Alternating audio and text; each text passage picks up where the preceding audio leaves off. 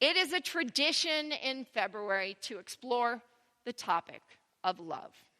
I realize that some folks cringe at the thought of all that foofy, frilly, silly, Valentine-y type stuff.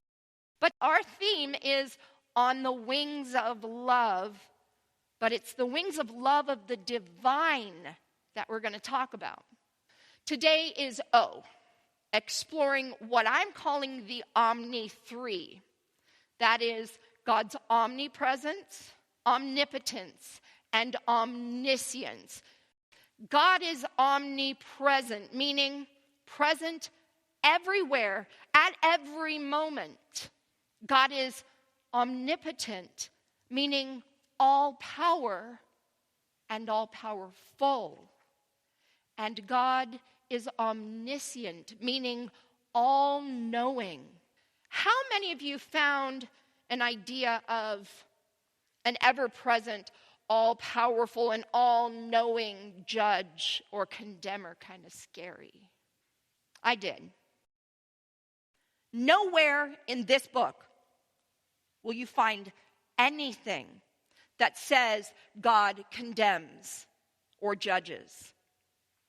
This book, The Science of Mind, upon which our new thought practice was built, speaks only of love being the true power behind all that is. Now, listen to this. It's on page 502 of The Science of Mind. It says, "It is impossible for a sane person to believe that God delights in condemning or damning anyone. God is natural goodness and eternal loving kindness and holds nothing against anyone." Or this simple statement on page 383, "No one judges us but ourselves." Is that not true? That's the hardest thing to be with, trying to forgive yourself as it's eating in your brain. So, nowhere in this book will we find anything that references God as anything other than the very essence of love. More proof? Listen to these statements. On page 433, ultimately, we shall see that the universe rests on the shoulders of love, that God is love. And on page 460, God is love. The love of God is omnipresent, one of our words. It is the divine givingness, the eternal outpouring of Spirit through its creation. And on page 478, a universal sense alone bears witness to the divine fact: God is love, and love is God. And I love these moving words from Unity co-founder Charles Fillmore in Talks on Truth. "The love of God for his children is beyond description, a love so tender and so deep that it cannot be mentioned in the same breath with the ordinary love as known by the world. The great love of being is deeper and wider than the thoughts and the words of humanity have compassed since the beginning of language." So, we believe that God as love, not as judge, is omnipresent, everywhere present, surrounding and folding and filling every nook and cranny of existence, filling every nook and cranny of all of you. God as love, not as condemner, is omnipotent, all power and all powerful. Holmes also tells us on page 302 of The Science of Mind, all the power of the universe is with you. Feel it, know it, and then act as though it were true. The universe is inexhaustible. It is limitless. It knows no bounds and has no confines. We are not depending on a reed shaken by the wind, but on the principle of life itself for all that we have or ever shall need. It is not some power or a great power. It is all power. God as love, not as a critical parent, is omniscience, all-knowing. And again, on page 40, we are surrounded by a mind or intelligence that knows everything, the abstract essence of beauty, truth, and wisdom coexist in the mind of the universe, and we exist in it and may draw from it. Now, this kind of omnipresence, omnipotence, and omniscience is an entirely different story from our earlier understanding, isn't it? That's what I want us to get at a really deep level today. This is what I want us to embrace and to really feel into. Sometimes it helps to have an illustration here in this earthly plane where we're limited a bit, because how do we experience God really but through our human experience? Sometimes it's internal. It's through feelings and visions and knowings. We've all had those, right? Where you just know. Sometimes it's through outer experiences. This illustration comes from Vietnamese Buddhist Thich Nhat Hanh in his book, Peace is Every Step. He talks about the idea of interbeingness, meaning that within everything is everything.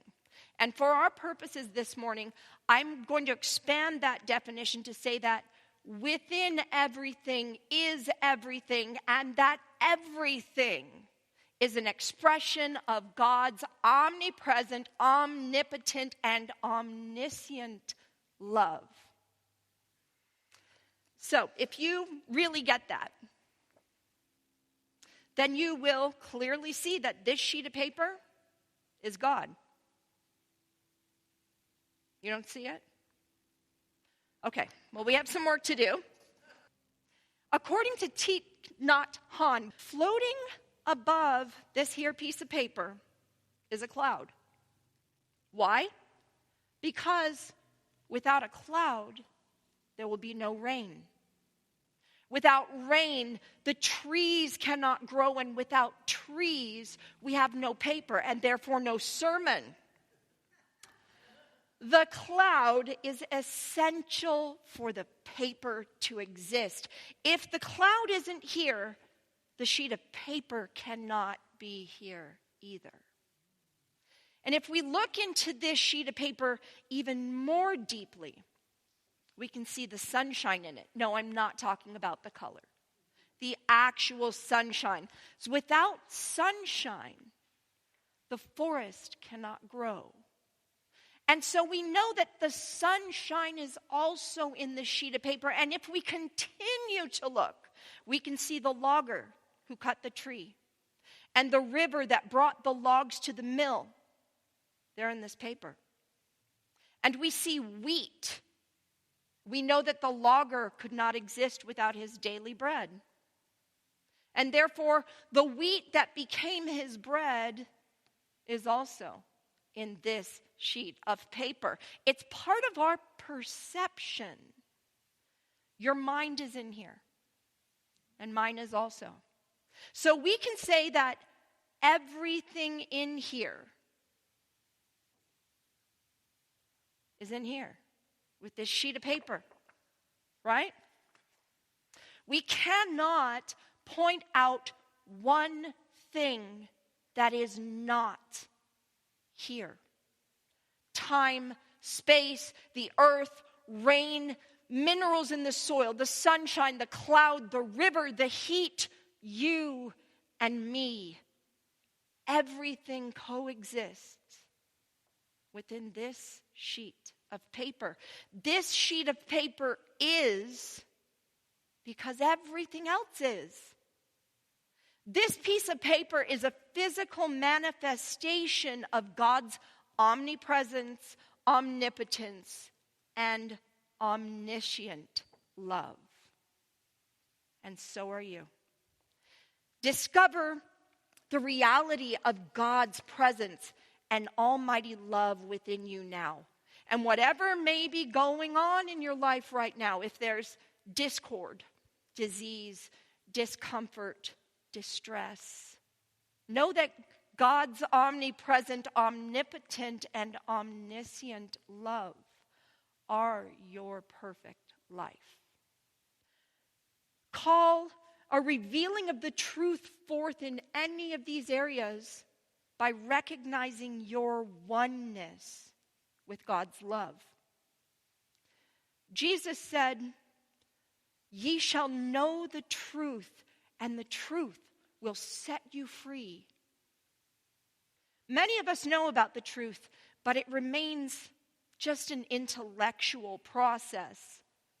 Our intellect must be spiritualized, must be brought into the heart.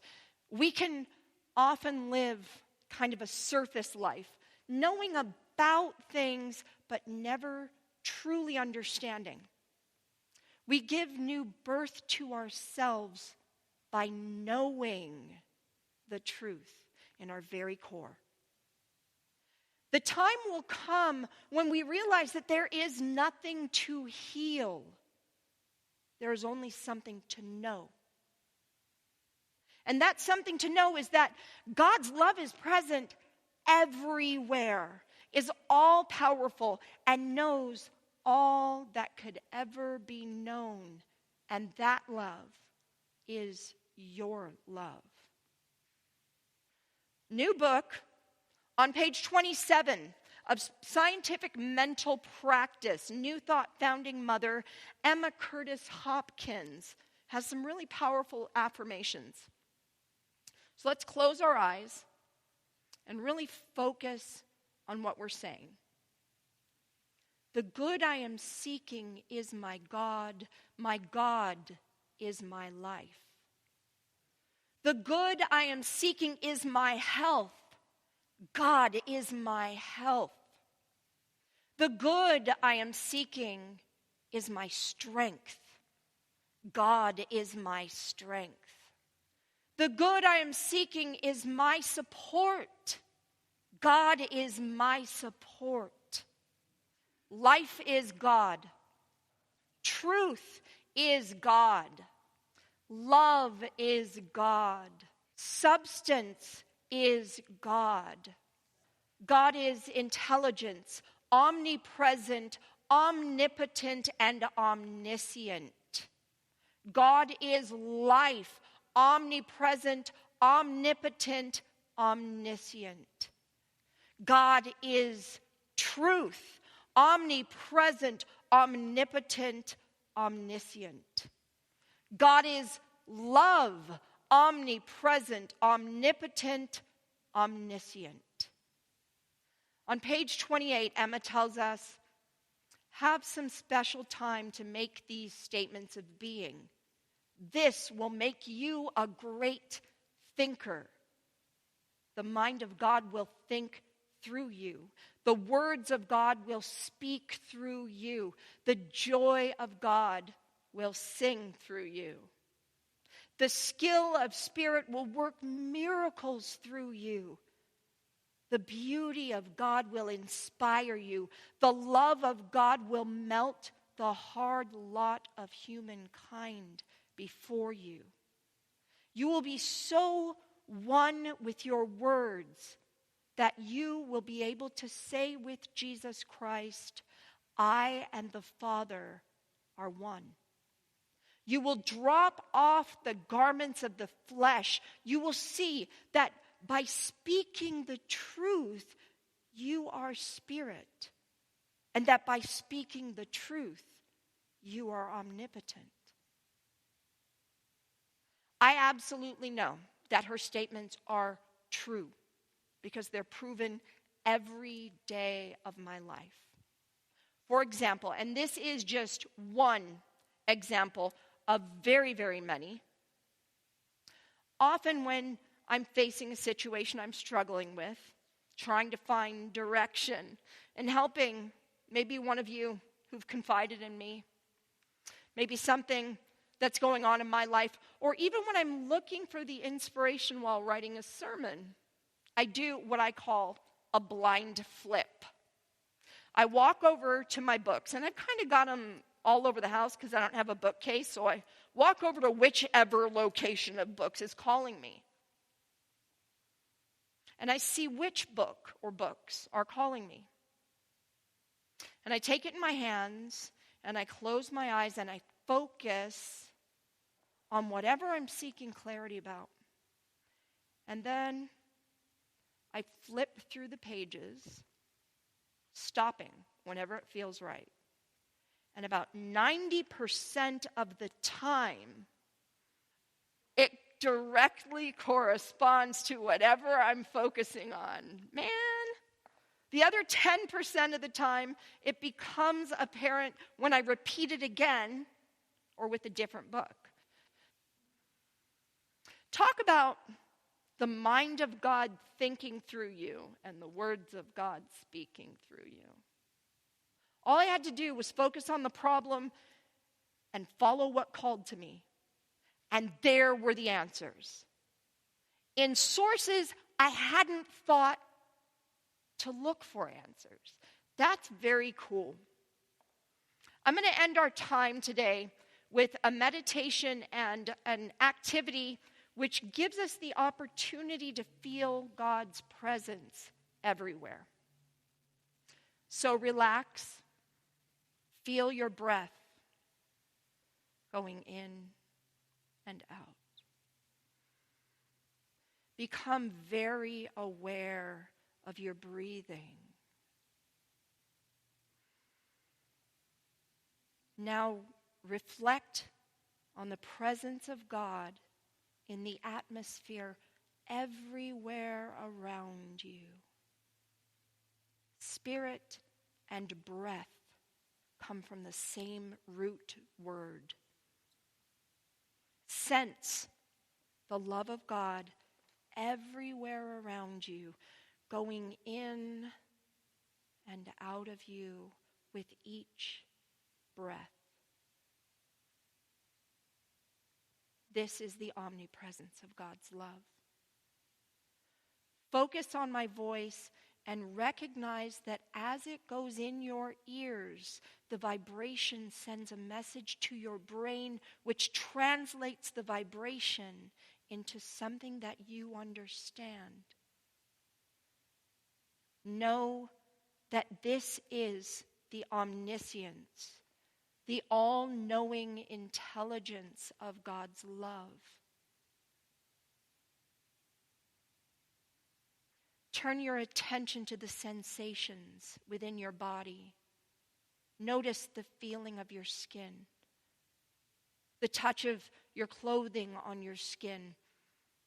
Feel the sensations in your mouth, your tongue resting on your teeth.